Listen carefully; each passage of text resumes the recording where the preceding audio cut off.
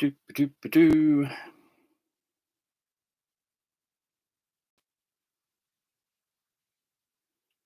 Just put my phone down.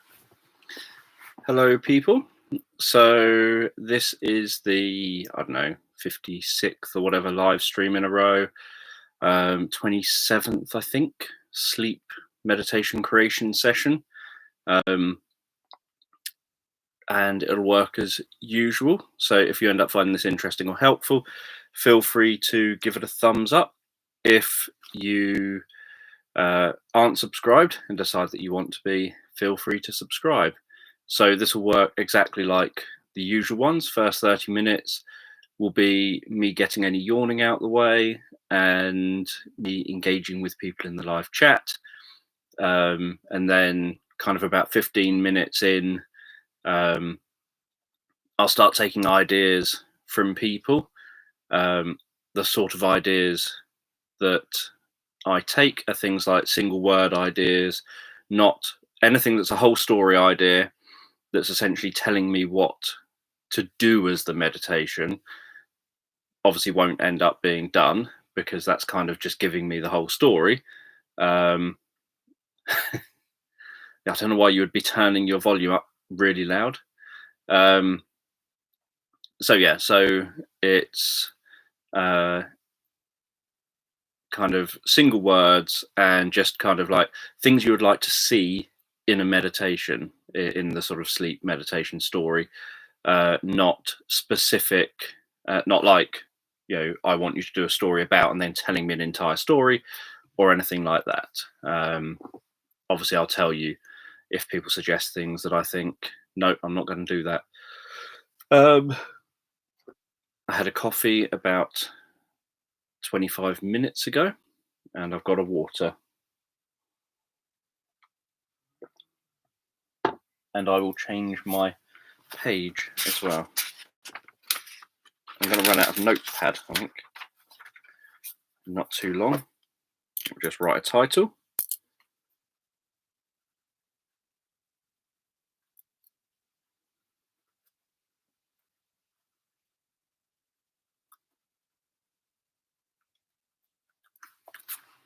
And I'll put that back down for now.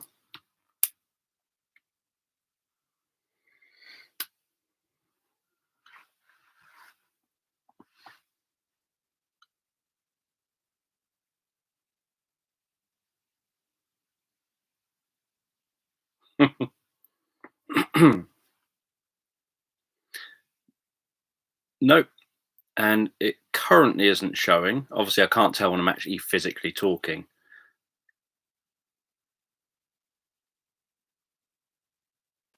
Nope. There's 6 little dots. And when I talk like I am now, 2 of the dots, between 2 and 3 of the dots light up. So whatever it was that was making a noise, whatever it was that was making the noise, I don't know. I haven't listened back to the last recording, so I don't know if there was a noise on it.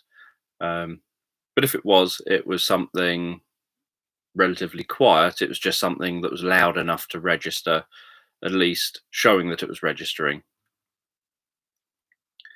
So I'm aware at the moment that I can hear I'm moving my chair a lot.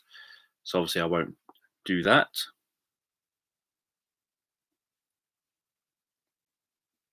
Hopefully everyone's doing well. I watched Dr. David Lewis's video, but I haven't watched anything that people have recommended yet. But obviously it's helpful having the sort of bits recommended that I can go and check out.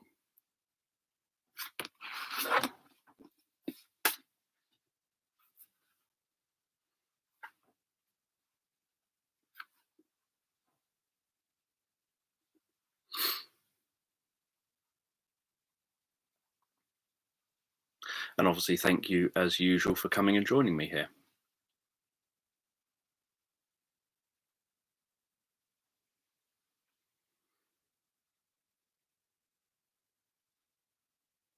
Well, I would say I'm glad you didn't fall asleep.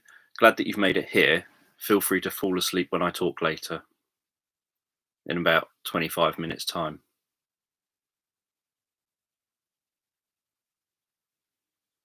I'm normal.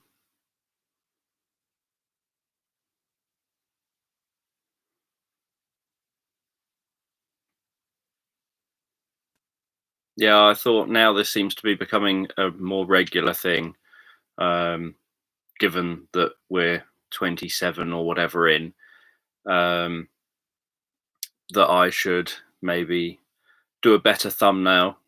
I've been just using a relatively basic thumbnail, as you know, um, because this was like, well, it's not like anyone watches it or anything. So I've been doing a basic thumbnail, and now I decided, oh, let's just do a different one. And obviously, I've started calling it a sleep meditation creation session. So I thought, oh, maybe I'll start calling it that kind of more officially. Then you don't have to obviously comment every time I yawn. Um, so yeah, so I just thought, oh, maybe I'll um, start calling it that, as that seems to be what I end up calling it.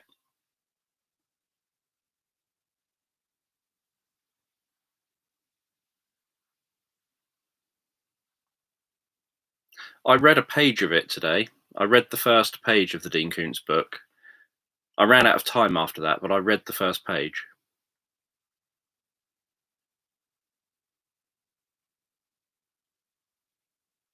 Yeah, 27 is like, we're over 6 months in, so it must be a thing now.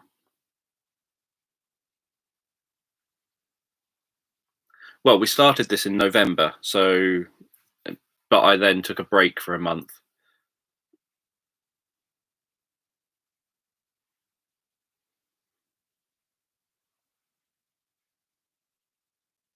I kind of took, maybe February off or something, roughly. Probably 4 weeks of not doing them.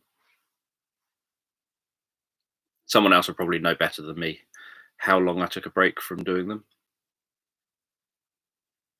But it wasn't too long, maybe 4 or 5 weeks. And then I was back.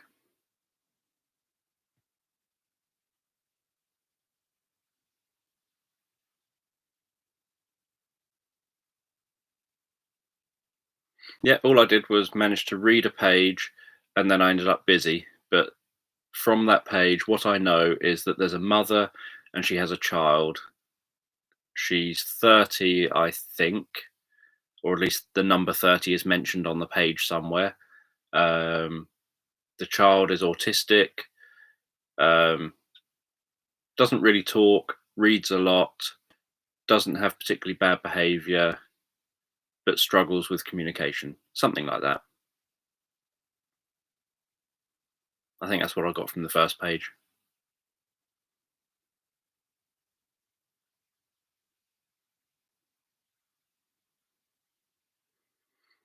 But yeah, someone else will know better than me whether it was longer than a month or not. I thought it felt like 5 weeks or something, 4 or 5 weeks.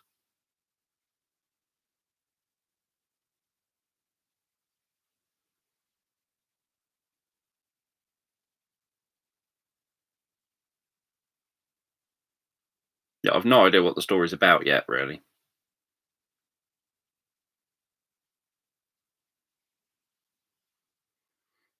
No idea. Probably 380 to 400, I suspect. It's a normal sized novel. It's not in this room with me. It's a normal sized novel.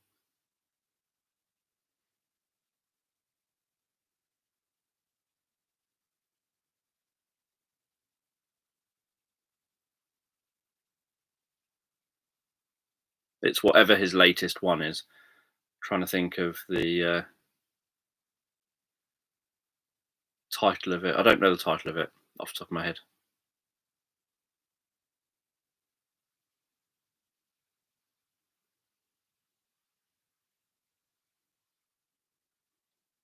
Yeah, he normally makes novels that are about 80 to 85,000 words long.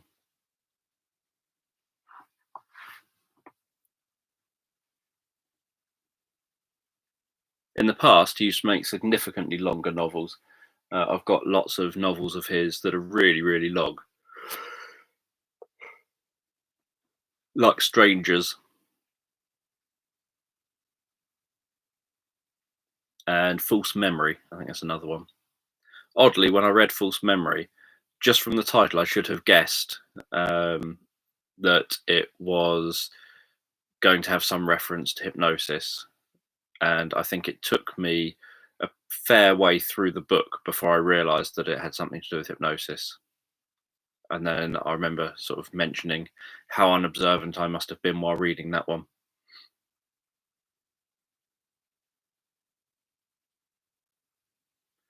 Yeah, I wouldn't bother reading it if it was going to take me a page a day. It For me to remember or get the gist of something in a book, I have to have read perhaps 2 or 3 hours in one sitting, or else I just can't grasp the gist of the book. So that's why I struggle with reading novels, because if I can't find 2 or 3 hours of solid sitting down and reading time, then there's no point me even bothering to read, because every time I have to sit down and read what I read the last time because I have no idea what it's about or any of the information. Um, I There's lots of information I obviously just never ever really retain. I don't retain information about characters' names or anything. So if the author starts using the characters' names, I've got no idea if they're good guys, bad guys, what relevance they have to the overall story. None of that's retained. So I have to kind of read in a big bulk and then read in a big bulk the next day. If there's more than about a day between reading sessions, again, I just don't remember. So there's loads of novels that I've started reading and I've had to just um, stop reading them because I've not been able to have time to read their books, and so I've always had to then restart. And then I just think, well, it's not even worth reading someone's book if you have to keep restarting, because reading is such a chore as it is. Reading novels and things is such a chore, so I don't want to have to do it if I have to keep doing the same thing over and over again.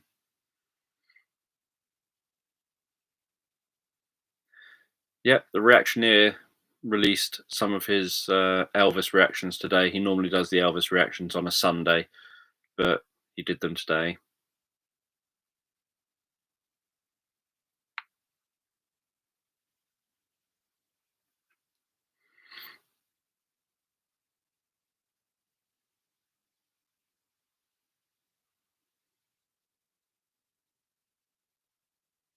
Hello, thank you for joining us here.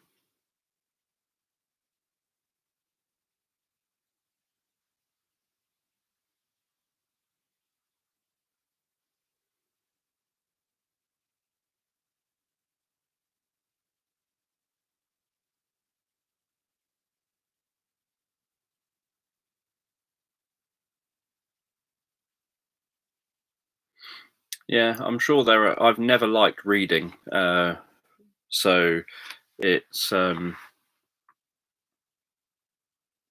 yeah. It took me years. Well, it took me to be writing something that made me obviously start reading novels in the first place, and I pretty much will never read a book that someone recommends because I'll just think, no, it takes enough to read like one novel. Well, even one novel a year is often too much.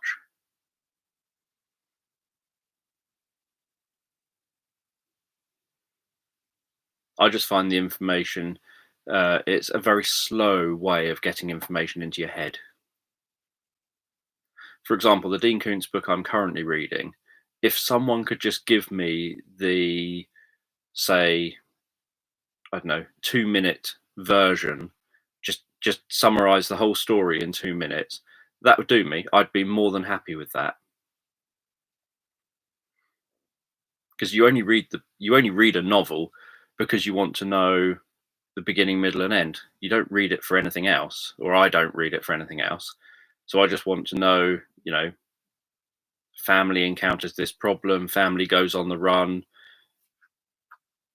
family solves the problem, everyone lives happily ever after. That to me, Great, I don't need to buy that person's book. I don't need to read it. You've told me what happens. That's good enough. If there's a film version, I will always choose the film version over the book version because it will probably be shorter to watch the film and take less time than it will to um, read the book. And for many films, I will uh, watch them on DVD or Blu-ray where I can skip chapters, on skip sort of sections. And whenever it gets to a bit where it just seems to be, I don't know, what others might describe as character development or something, then I would skip all that. So anytime characters encounter each other, I skip it. Anytime characters have romantic liaisons, I skip it. Anytime there's anything that I think really this doesn't move the story forward, I skip it. So it is frequent that I can finish maybe a 2-hour film in about 30 minutes. Yeah, my books are non-fiction predominantly. I do have fiction books, but I'm not that interested in them and I don't read them so often. Nope.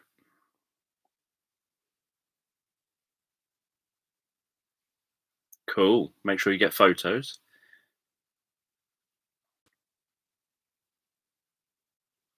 Yeah, all I need is someone to say they love the other character. Okay, fine.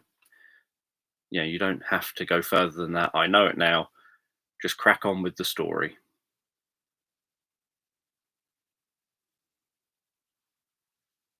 Kenny the Killer. So I will get some ideas from yourselves in a minute.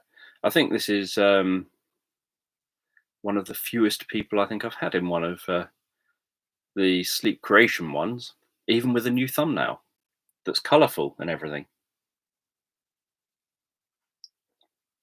As long as there's no sort of, oh my god, they killed Kenny.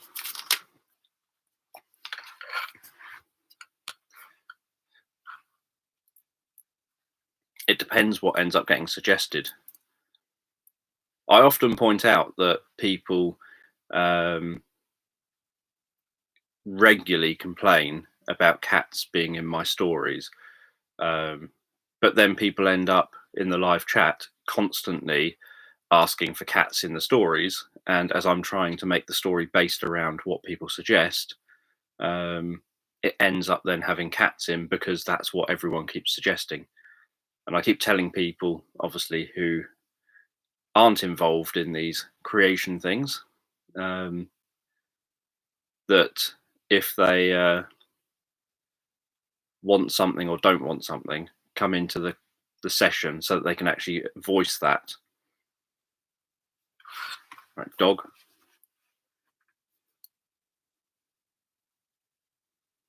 Got to try and read my handwriting. Wind chimes.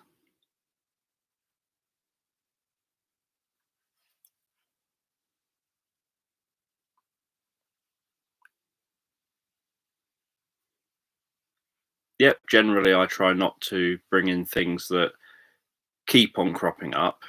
Um,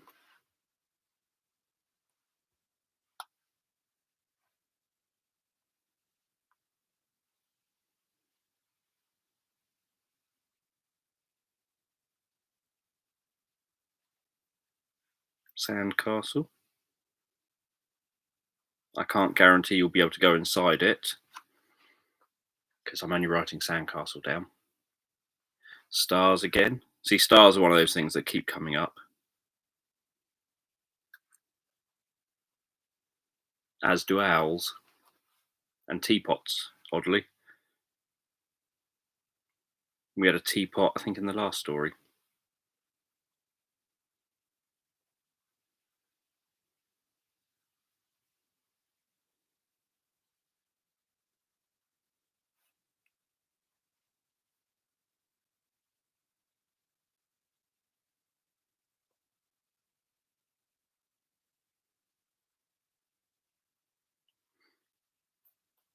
Nebula.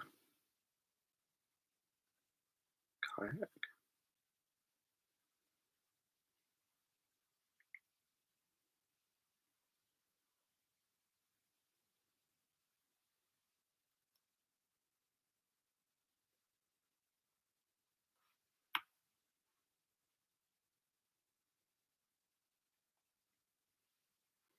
Forest,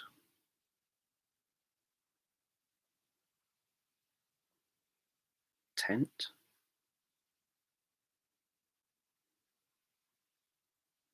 Snow leopards keep or that kind of thing keeps. We're not going snowy again. We've done too many winter ones. The one I'm editing now, this evening, is a winter one again. Is the one I can't even remember how to describe it.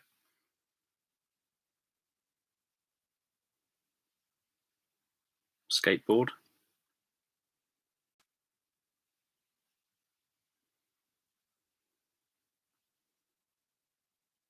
watering can.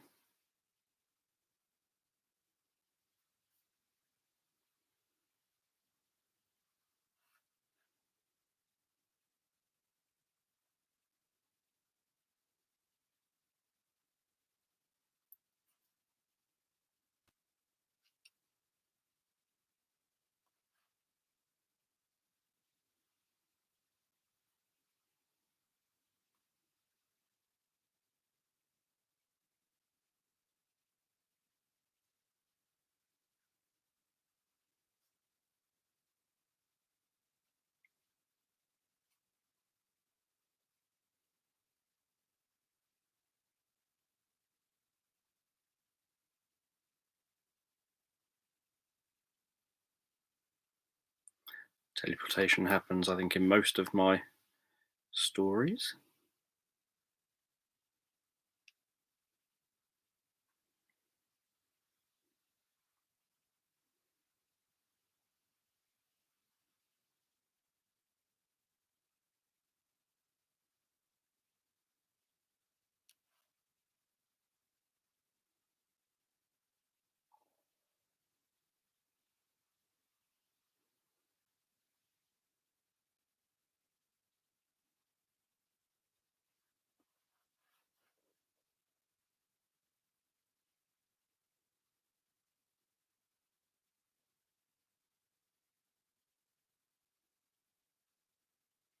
All I'm thinking is South Park. Yeah, it won't be the Doctor Who phone booth, obviously. That's Doctor Who.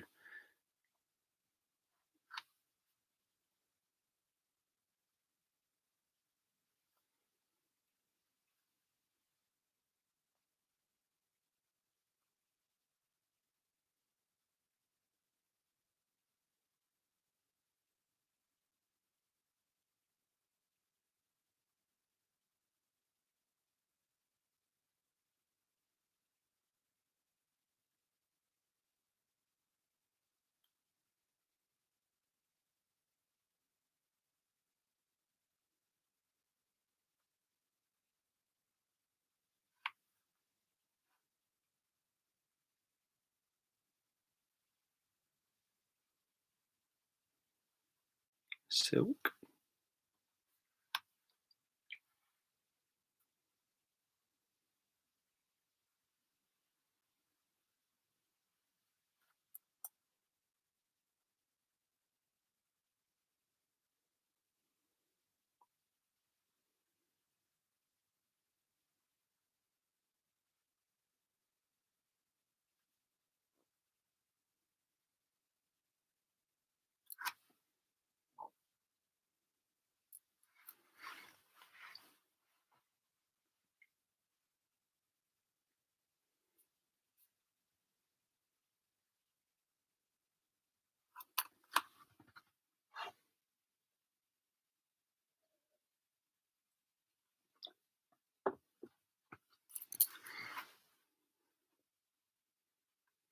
And then after this, I've got to finish editing the story for Wednesday.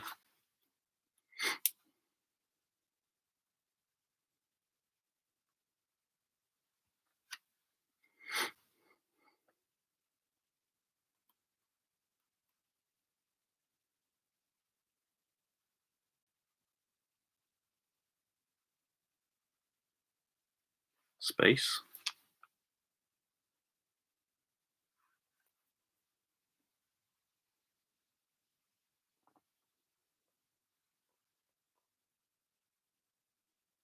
Yep.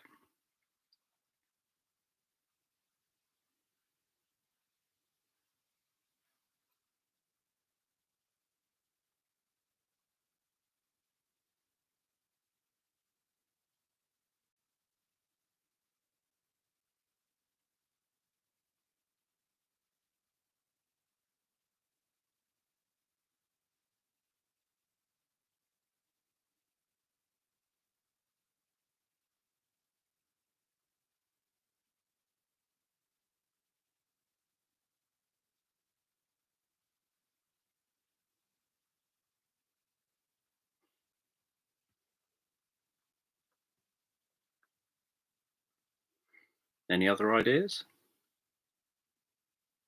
A wine glass. Is that to trap the spider in?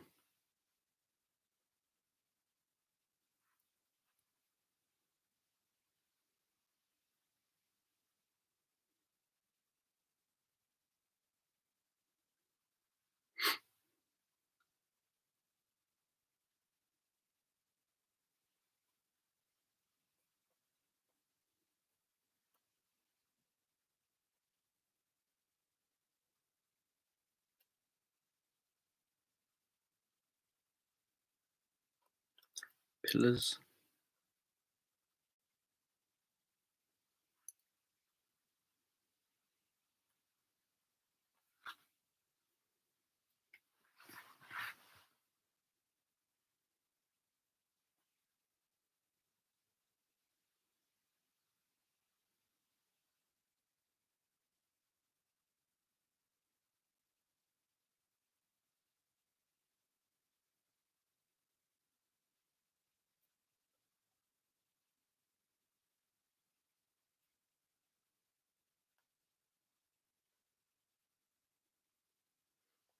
Right, a couple more minutes. I read that as veins initially.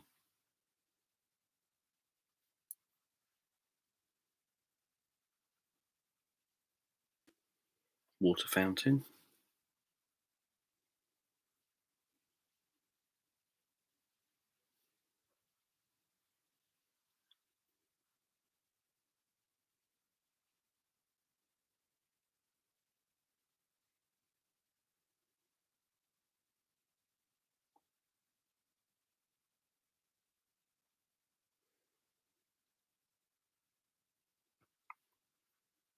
Do I have plants? I don't know.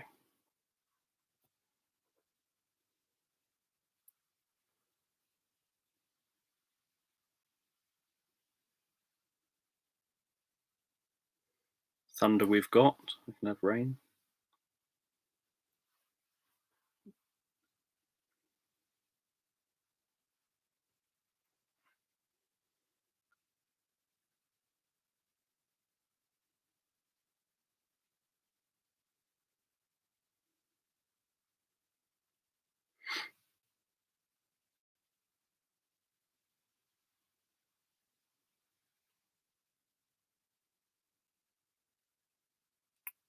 Cocoon.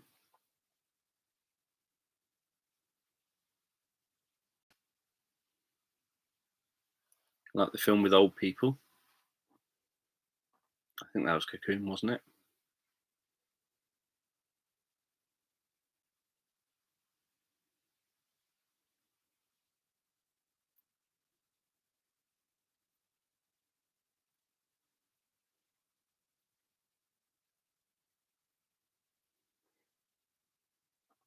And there was the Cocoon 2 as well, wasn't there? I don't know if there's more films. Boots. Boots are in the one I've just done. Yep, not going to do Avatar. As I said at the start.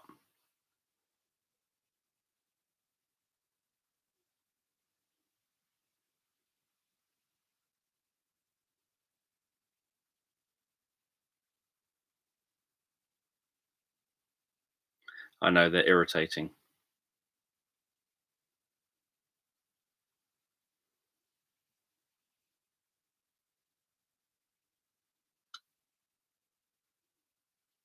Yeah, I've already got rain and I've got thunder. And forest, I think, was suggested.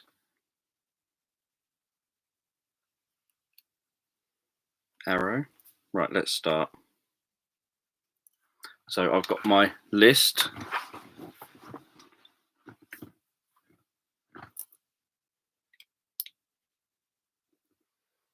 Another swig of water. Everything's on.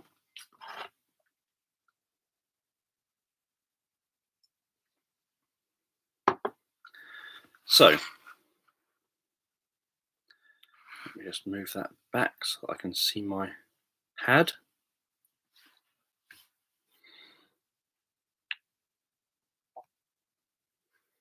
I'm being picked up. Yep.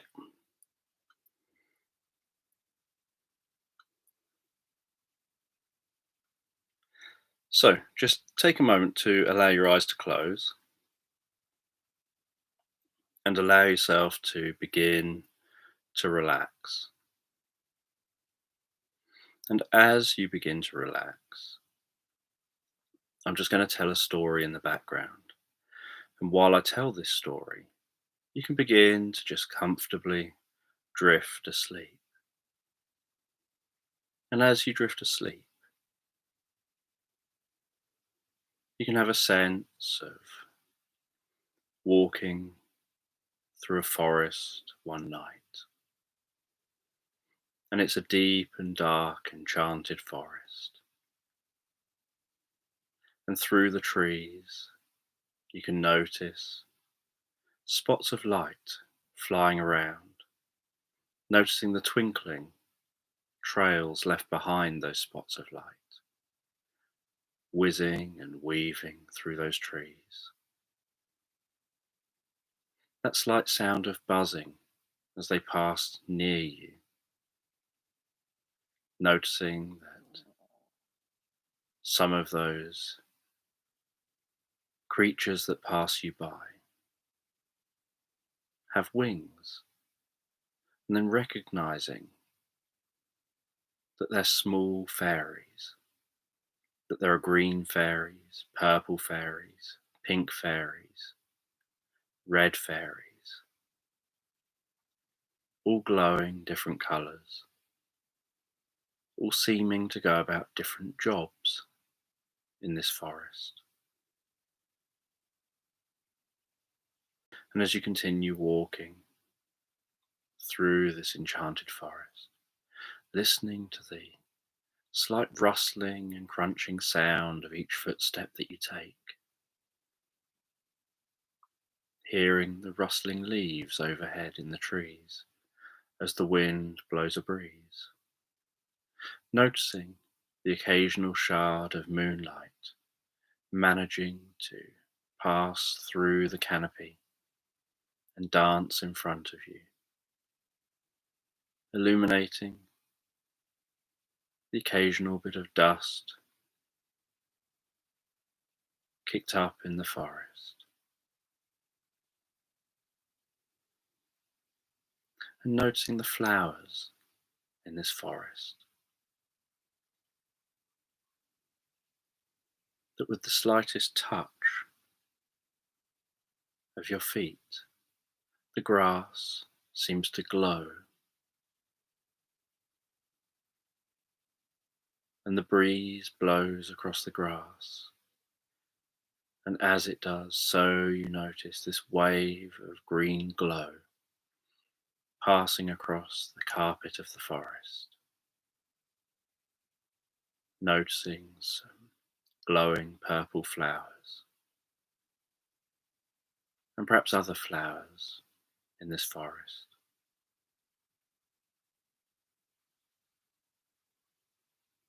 And you can hear some of those sounds in the forest of different animals, aware of large deer in the distance,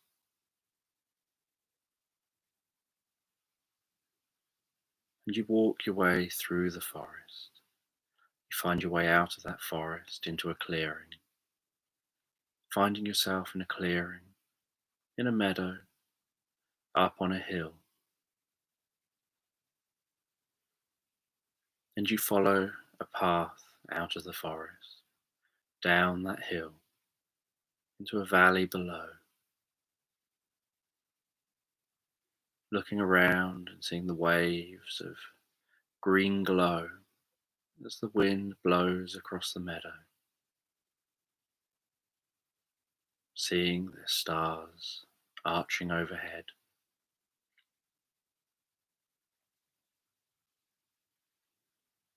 seeing the way the moonlight is glistening on a distant river that passes through the valley.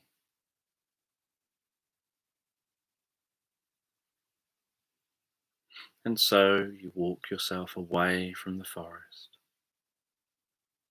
down that hill, through that meadow, down to the valley, walking down towards that river.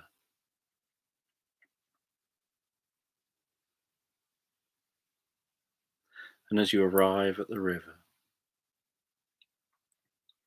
so you have a kayak that you left here previously. You push that out into the water, climb into it, and begin to paddle down the river. And as you paddle, you can hear the sounds of the oar in the water on one side, then the other, and feel the sense of pushing yourself forward,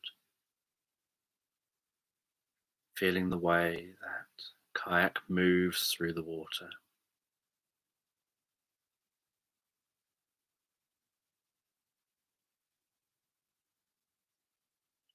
And after some time, you reach as far as you can go. You pull the kayak in onto the other side of the shore. You disembark, drag it up onto the shore,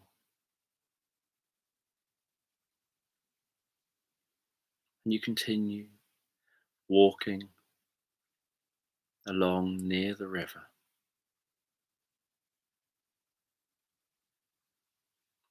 Before turning away from the river, heading up some more hills as the night continues on. And you head up some hills up near another forest. And you know this is where you want to stop for the night. So you set up tent. You make yourself a campfire near your tent. You light that campfire. You have yourself something to eat.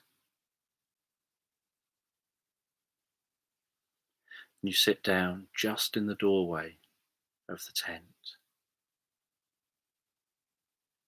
listening to the crackling fire, noting the way the light dances around the grass,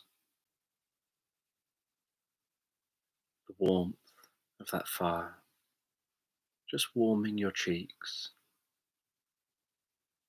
as you feel a sense of drifting and relaxing deeper,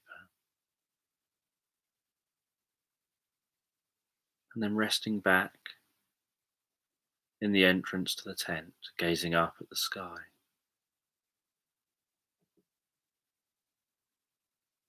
And having this sense almost of floating out of your body, of floating up into that sky, drifting and floating higher and higher, finding yourself absorbed in space. And while you're absorbed in space, so you begin to almost psychically or mentally travel through the stars, almost like traveling on the magnetic field lines and the energy that connects everything in the universe.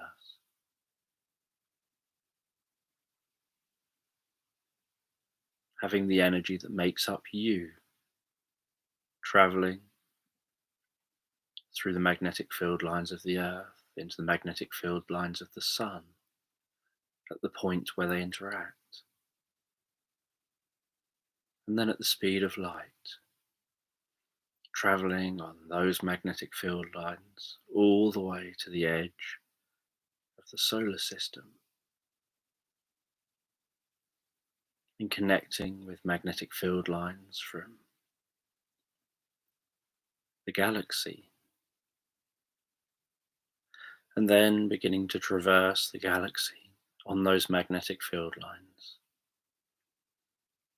flying through nebula,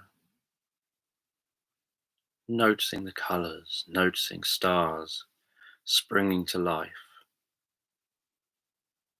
like silent explosions of light and movement.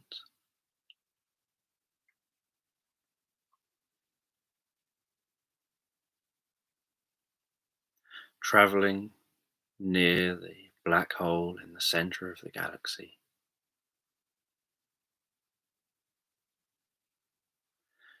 noticing the way that time seems to stretch, that the perception of everything stretches out, curves around you, that every moment in the past, present, and future is suddenly visible all at once.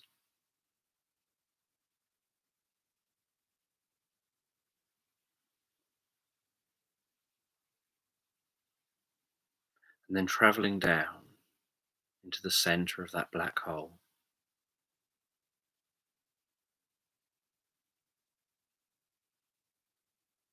and feeling a sense of time standing still, almost like a ticking clock stopping,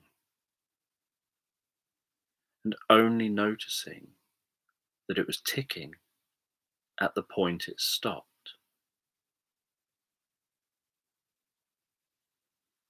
only noticing that it was ticking at the point the clock stopped, and finding yourself floating where there's no up, no down, no left, no right, no backward or forward, where there just is, where there's no sound,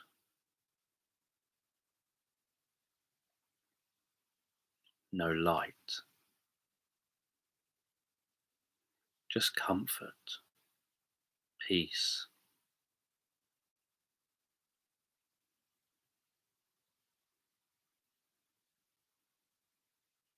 And then in a flash,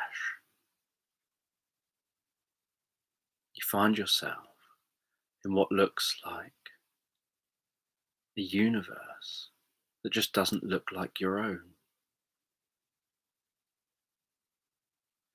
As if you've just come out of a portal through universes.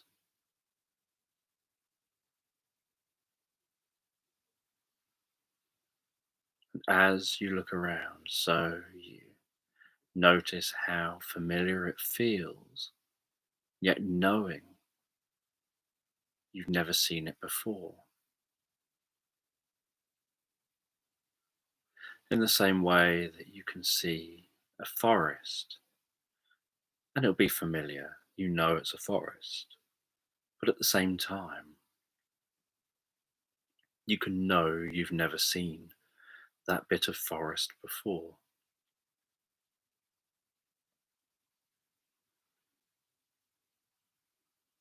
And at the speed of light, you continue to explore with consciousness spreading, following the magnetic lines of different stars, black holes, different galaxies, jumping from one magnetic field line to another.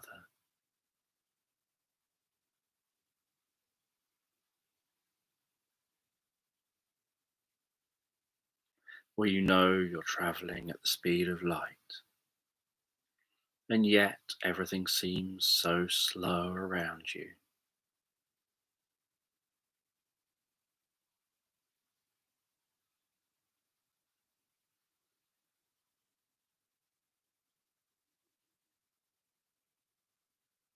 And then you begin to get this sense that you've experienced this for a reason. And you begin to wonder whether this actually is some kind of genuine experience, not just a dream. You laid down, you gazed up at the sky, and then you started having this experience. And out of curiosity, you went with the experience in the same way that you can just drift into a dream. But now there's something about it that makes you question whether it's a dream, because you find that you're approaching what looks a bit like a blue marble in the sky. And as you get nearer and nearer, so you notice how similar it is to Earth, and yet you're aware that it's also different.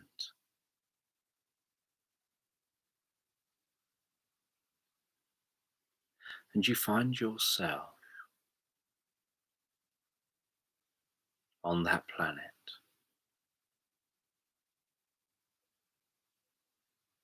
And you land on that planet in a lush green area. And you look around you, and it's lush, it's green, but you can't see any animals.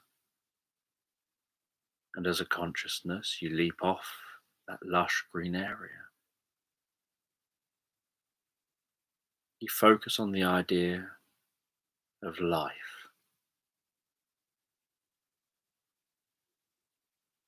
And you land in a desert.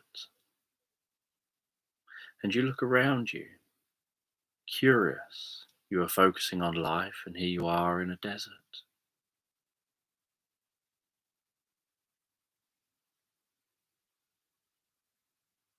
And you can see a distant sandstorm whirling up and beginning to spread.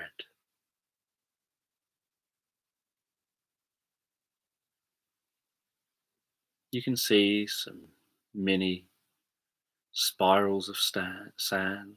You can see some mini spirals of sand dancing across the dunes. And you travel across those dunes, having that sense that you can smell water. And you allow yourself to just instinctively be drawn to that sense.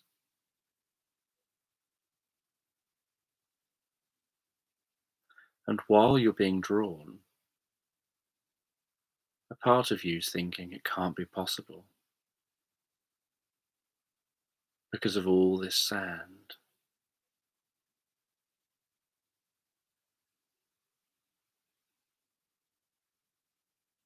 And then you see a single tree standing in the middle of this desert.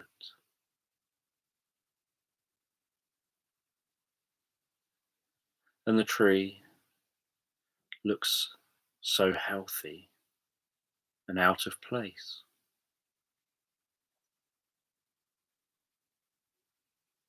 You walk over to the tree. You touch the tree with your hand. You feel the bark of that tree. You tap on the tree. And you notice something unusual about how it sounds. And as you tap on that tree, you notice there's an area on the tree that sounds a little hollow. So you tap around that area till eventually you notice there's an area to push on the bark. And when you push it, so an entrance opens and you see a spiral staircase leading down under that tree. You walk through that entrance. The door shuts behind you. You follow that spiral staircase deep down under this tree.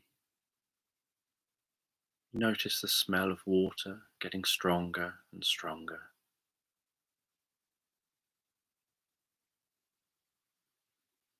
And find yourself in a cave system. And there are lights down here in this cave system. And there are areas where the cave is darker and seems to be just illuminated by glowing moss. And there's the sound of dripping, flowing, running water, and the murmur of life.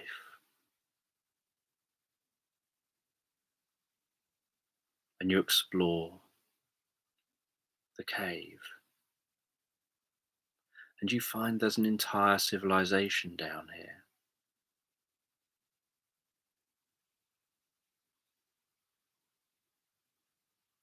And as you explore and discover that civilization, they're startled to see you because you look different to how they look.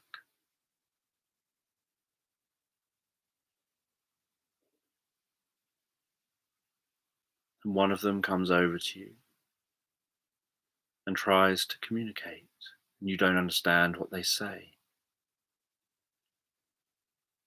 And so they start using gestures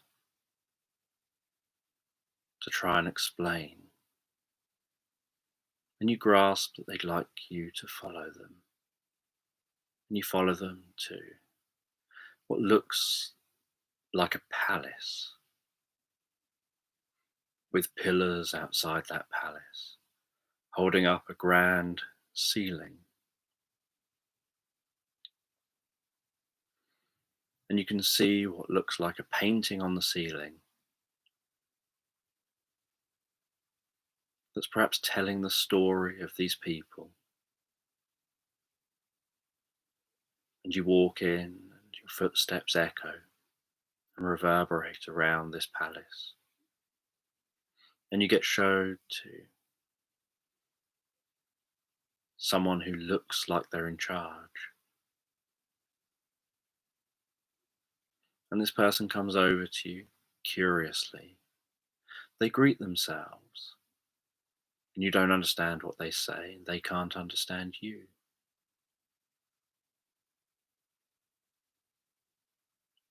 And then they direct you to a seat. They go to a small fountain of water. They get some of that water from that fountain. And as they bring it over, you notice that the water has an electric blue colour to it. And they offer you some of that water.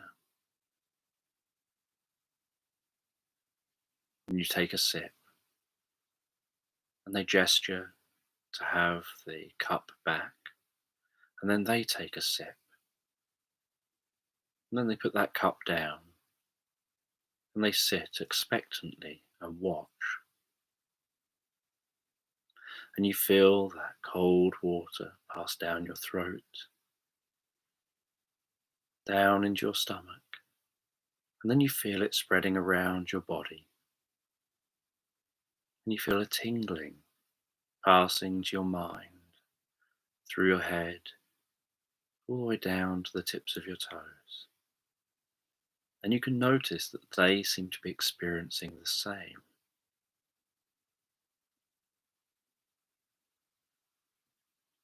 And then they open their mouth and start to talk, and you understand them. And you reply to let them know you can understand them. And they let you know they can understand you. And they tell you that this water from this fountain can connect all life, can help all life communicate with each other. And it only lasts while that water is passing through you.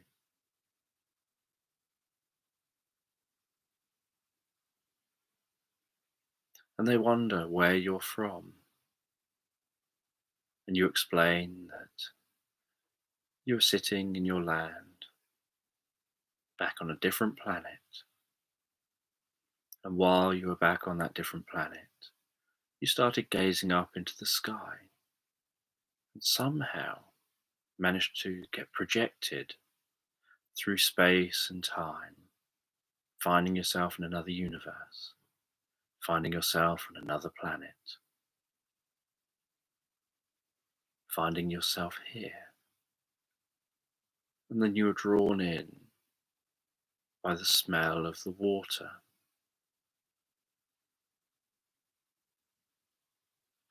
And they explained that long ago there was some big events that happened on this planet. Much of the water on the surface was lost. There are some places where there's still water on the surface, but much of the water was lost. And so they followed the water, and they built these underground cities in the caves where the most water was. And they sought out the healing water and followed the electric blue healing water springs.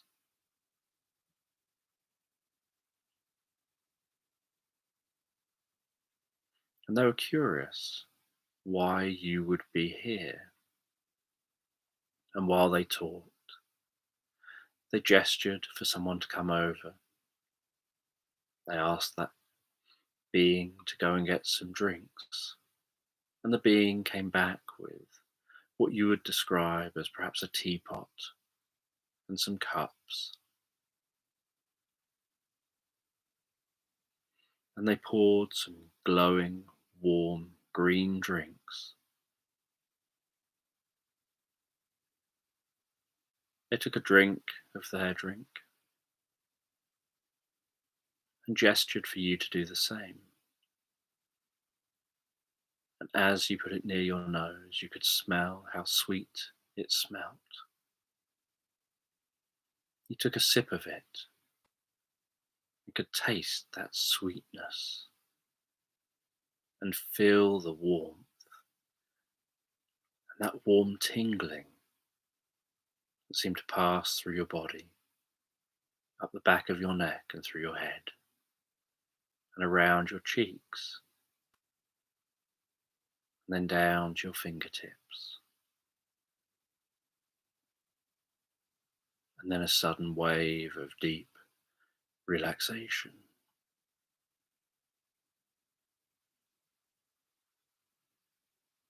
And you didn't know why you were here, and neither did they, but somehow your two worlds have been brought together.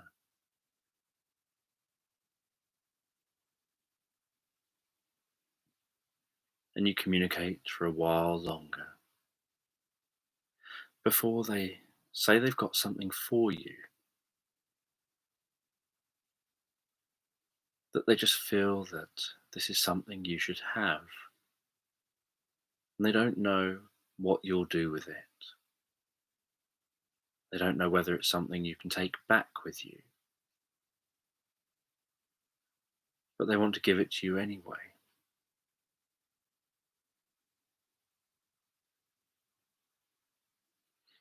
And they go and grab you the most beautiful, perfect glass. And you would describe it probably as a wine glass. They give you that most beautiful, perfect glass.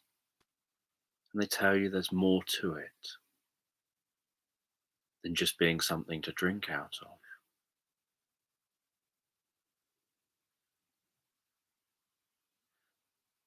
That when they found this place and they set it up, the first two people here, drunk from this glass and one just like it.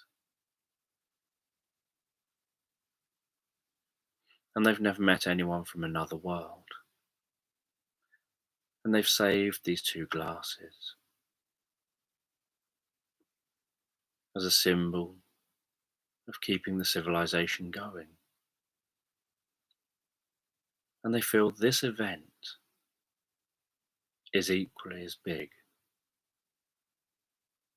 that it demonstrates there's more out there than just the life here. And you wonder if there's anything that you can hand them.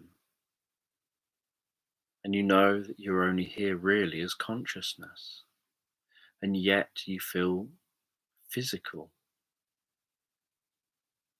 You feel around your pockets, and you find a silk handkerchief, and you know that you had that on you while lying down at the tent. And you don't know if it's even real, being here as consciousness, but it is in your pocket. So you take it out your pocket and you hand them that silk handkerchief, and they feel how smooth that is. They notice the way that it moves in their fingertips and its lightness. And you find your way back out of the cave system and head back out into that desert. And as you do, you begin to think about going home. You find yourself making that journey back the way you came, passing back through space and time, back through that universe, back towards where that matter seemed to be coming out of. You find your way back in. And for a time, you're in that space where there's no up, no down, no left, no right, no backward or forward, no sound, just peace and silence. And then after a moment, in a flash, you find yourself back in your own galaxy, traveling through your galaxy, feeling drawn home.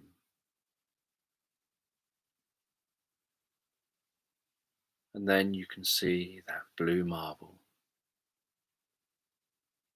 You hurtle towards the blue marble, and then slow down, and you can see yourself down there, relaxing, gazing up into space. And you float down into that you, and just as you do, that glass falls from your hand onto the grass and rolls a little bit on the grass. And you suddenly become aware of being you there at the tent with the crackling fire, the dancing light, the stars overhead.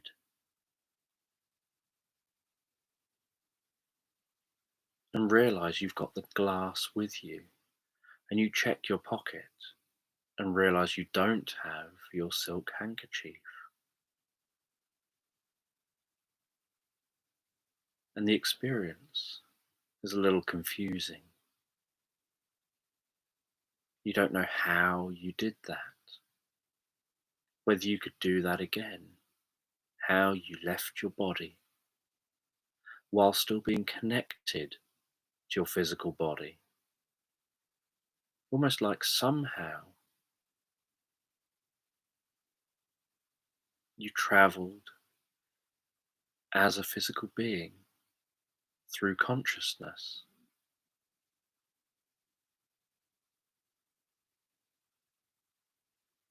And while you wonder about that, you hear the distant grumble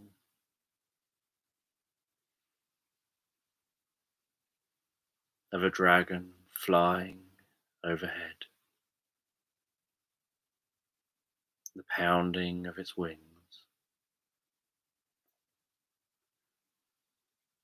You wonder whether it's finding somewhere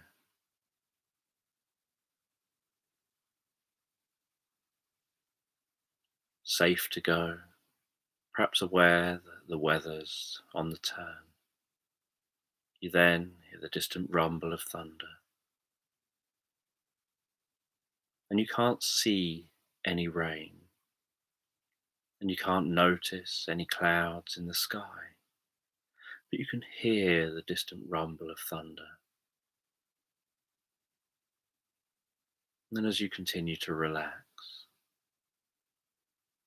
you notice the sky in one direction, occasionally flashing with some light,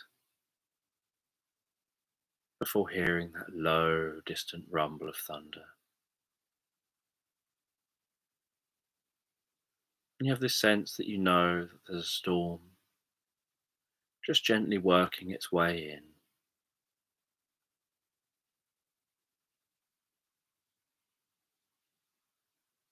And you feel like it'll be perfectly fine. You know there are much taller things around you. You are nearish to the tree line, but not in reach of any falling trees, and hopefully not in reach of any jumping lightning. And all the trees are much taller than you are. And you're aware that your tent is perfectly fine in thunderstorms. Its ability to work like a Faraday cage if needed is one of the reasons why you chose this tent, because you're always thinking of any eventuality. It's always best to be prepared. And so you know that you'll be able to just relax back in the tent as that storm gets nearer. And you'll be able to just enjoy the storm passing over.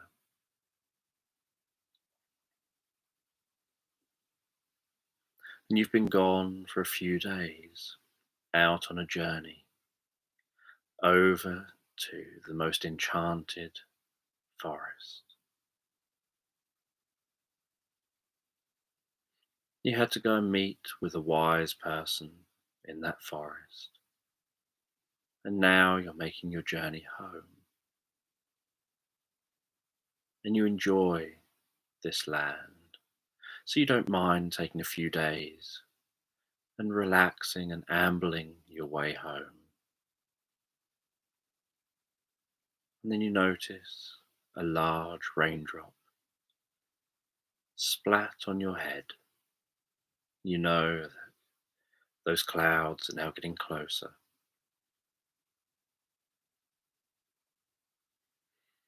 And so you tuck yourself away in the tent. You seal up the tent. You relax back so comfortably and peacefully in that tent. The glow from the moon on the outside of the tent gradually fading as the clouds move in. As you now hear the larger raindrops hitting that tent, and then that rain gradually getting heavier and heavier on the outside of the tent. And you lie back in that tent, beginning to drift and float asleep, and you try really hard to stay awake, to try and hear and enjoy the sound of that rain on the tent, to hear and enjoy the rumble of thunder. And you notice the way the thunder It's the kind of thunder that just rumbles gently and deeply, rather than cracking loud. And you notice flashes through the tent that illuminate the raindrops on the outside of the tent and the rain that's running down the tent.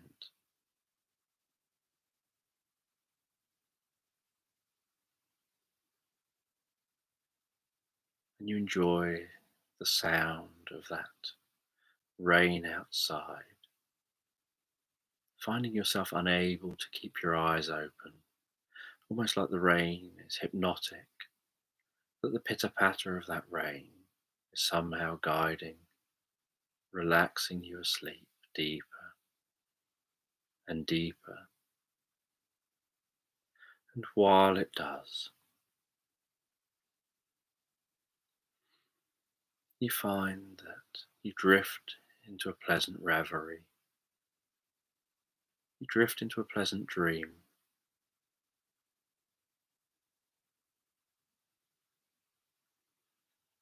And you wonder what the dream means. You dream of being at home, watering your plants,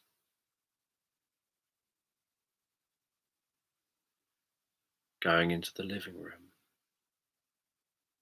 your dog running up, excited to see you back in the room, as if perhaps you've been gone for days when you just went outside and watered some plants.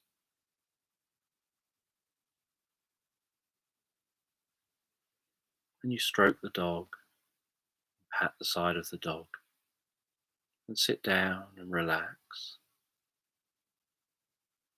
as they rest next to you, resting their head on you, feeling the warmth of their body, with your hand resting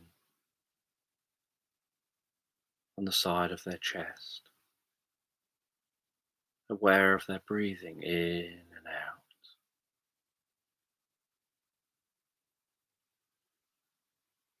and just gazing out over the back garden through a window. And you dream about being at home. And you think this is a nice, relaxed, mundane dream. There's not a lot going on here. And then you notice the tree at the back of the back garden and realize that the leaves on the tree turn into small flames. And then that spreads to the branches. And it spreads to the trunk. And then that tree and the trunk shrink down to ash.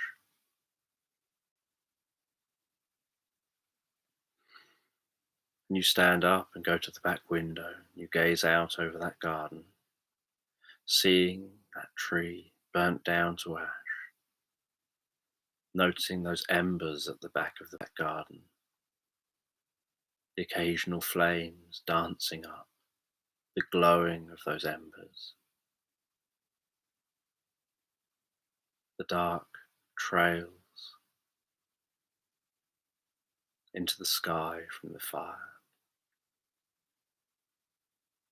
and a slight movement among those embers. And then noticing a golden phoenix rising up out of those ashes,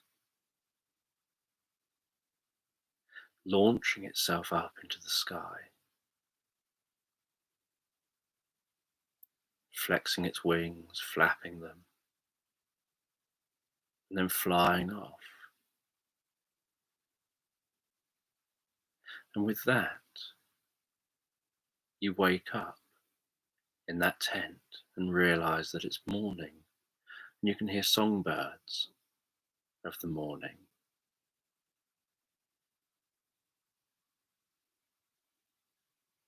And you can notice the way the sun's shining on the outside of the tent. And as you open the tent, you can notice the mist across the grass as the sun is warming the rain from the night before, and it's evaporating.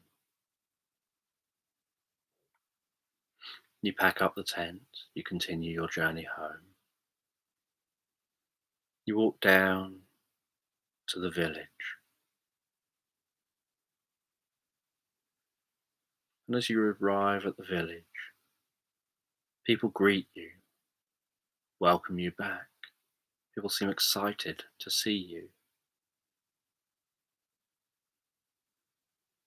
You make your way home. Your dog is excited to see you, wagging their tail, jumping up at you. You put your things down. You make yourself something to drink. You sit down and drink that drink. And as you do, you gaze out into the back garden and notice that the tree at the end of the garden has disappeared. And you walk down to the end of the garden. You just see the ash at the end of the garden. And you realize that it was more than just a dream. You can see the signs of where that phoenix rose from the ashes.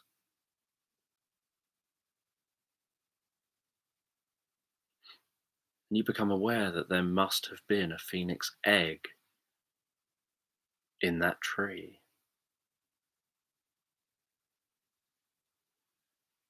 That phoenixes lay eggs, and those eggs grow larger over time. But they lay the egg within the base of a tree, and the egg, as they lay it, is squishy, and so it squeezes into a tree, and then it starts to solidify. And it takes years for an egg to develop. And as the egg develops, so the phoenix inside the egg grows larger and larger. And then when the phoenix is almost at the point of bursting out of the egg, it begins to warm its body up.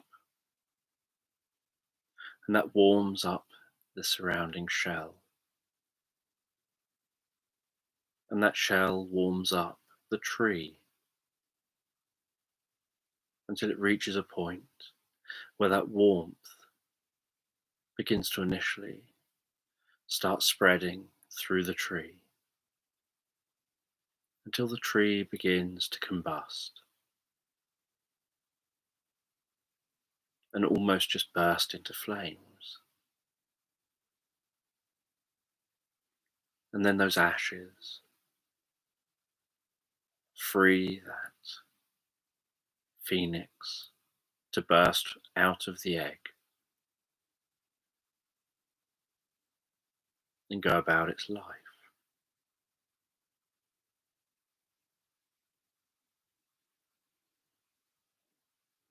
And you'd heard about Phoenix being able to almost create a psychic connection.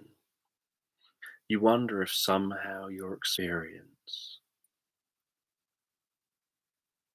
has created a connection with that phoenix. Maybe there was still some of that blue water within you.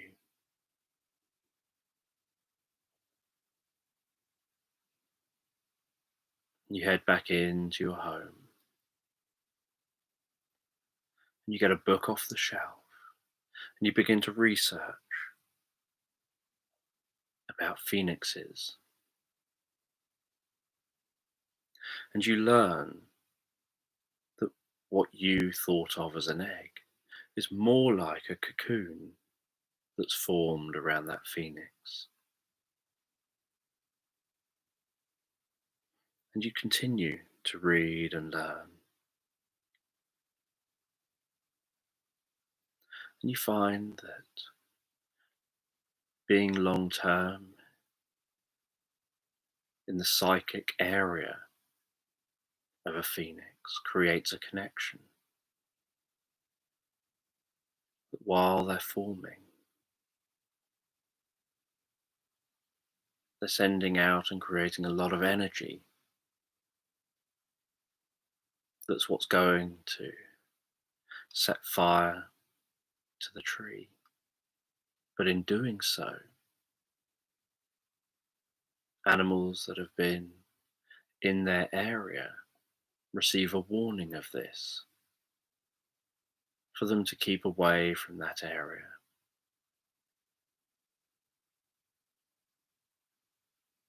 And you realize that all your time living with it in your back garden, it must have created that connection and perhaps triggered your experiences and your ability that until last night you didn't know you had.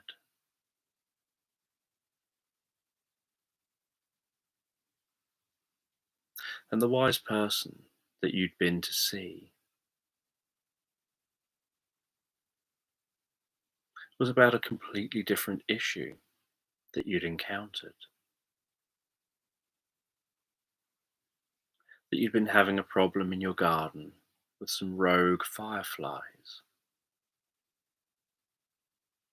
and so you'd had to travel to the enchanted forest, go and see that wise one, to receive something from them that would help you to deal with the fireflies. And you were told that you needed to hang a braid of hair in the tree in the back garden, and that would make the fireflies stay away, as that braid of hair flaps and moves in the wind. But now the tree isn't there. But you go out into the garden anyway.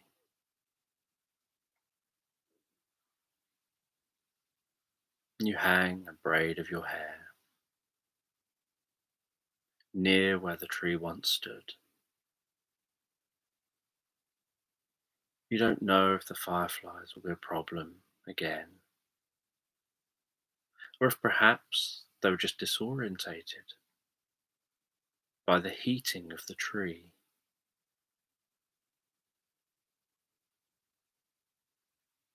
And you spend the rest of your day with the dog. You make the most of the day, having not seen your dog for a while.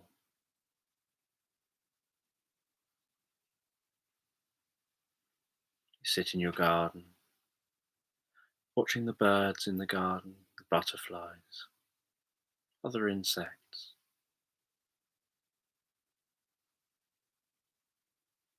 enjoying a drink in the garden.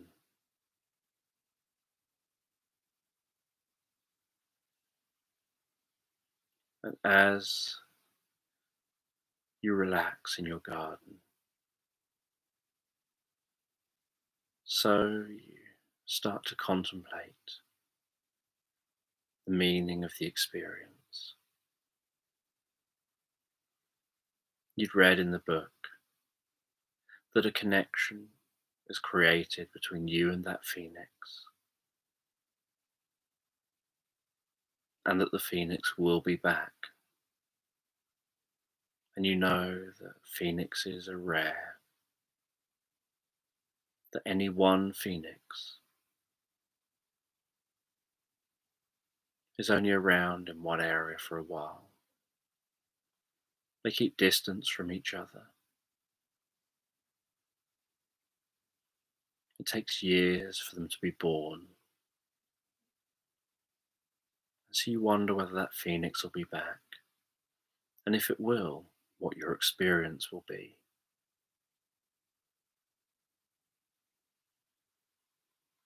And as night draws in and you can see the moon rising in the sky